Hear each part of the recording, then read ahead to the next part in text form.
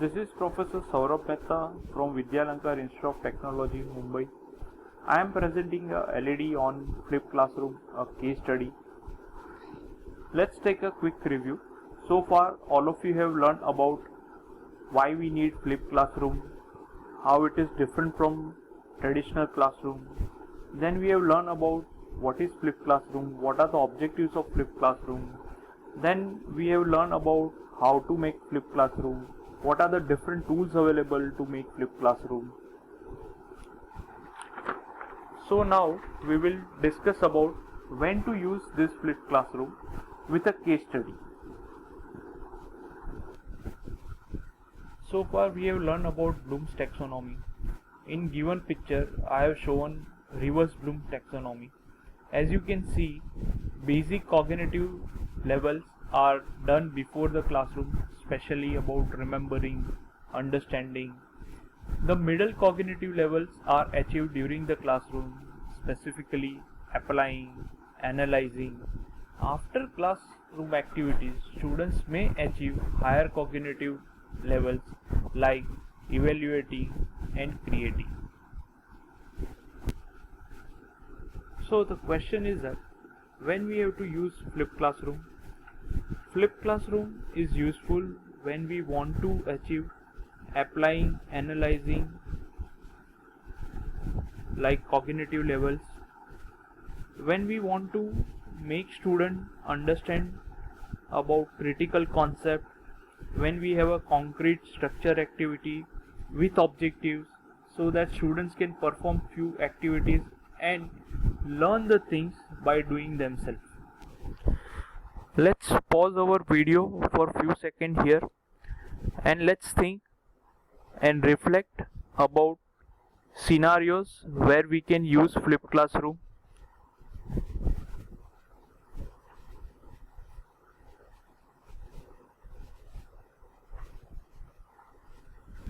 So as we have discussed in a previous slide, Flipped Classroom can be used for a particular concept teaching.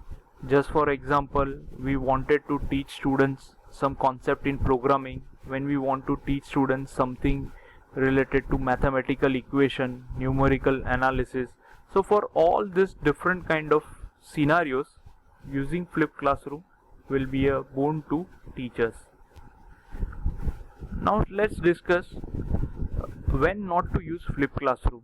There are several scenarios where Flipped Classroom is not appropriate tool for a teaching methodology. So the first case, when we want to achieve a lower level cognitive level, especially at the remembering and understanding, when students are new to particular like a subject, they don't know many definitions, they don't know many terms in that thing. So during that time, if we are taking a Flipped Classroom, it will not be a very effective teaching methodology. Now another case, when we have a different background of the students are coming from a very different background and there is a vast diversity in their understanding background. So that time maybe Flipped Classroom will not be a appropriate teaching methodology. Another case is when we wanted to do the grading activities.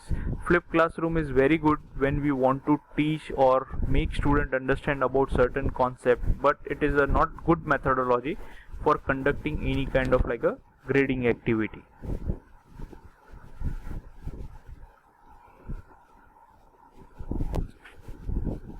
Now let's study a case study where Flipped Classroom teaching methodology has been used for teaching Java programming to students.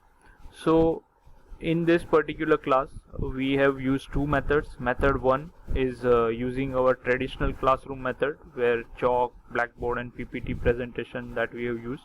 Method 2 is methodology of Flipped Classroom. So both these methods have been clearly represented in picture.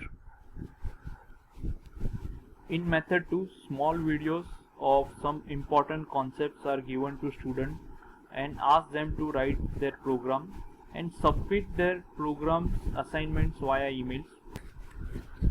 In class, quiz is taken and teachers make sure that students have gone through the material and then particular concept is discussed and ask students to rewrite their program or discuss among the peers and see where they have made the mistake and ask them to submit it again. Now here we have a result. So from table 1 you can see that with method A only few students are able to complete their program with 100% accuracy to a very low value, and then method B is so effective. Almost 69% students can complete their program with 100% accuracy. So it shows that effectiveness of flipped classroom. After this course, feedback is taken from the students, and from the feedback you can see that majority of the students, they like this new approach. They are more enthusiastic about this approach and they wanted to learn through this approach. So in conclusion we can say that the flipped classroom is a really good teaching methodology for teachers as well as for the students. These are some of the reference. In case if you are interested, you can just go through these links and papers and you can learn more about the content discussed in those papers or links. Thank you.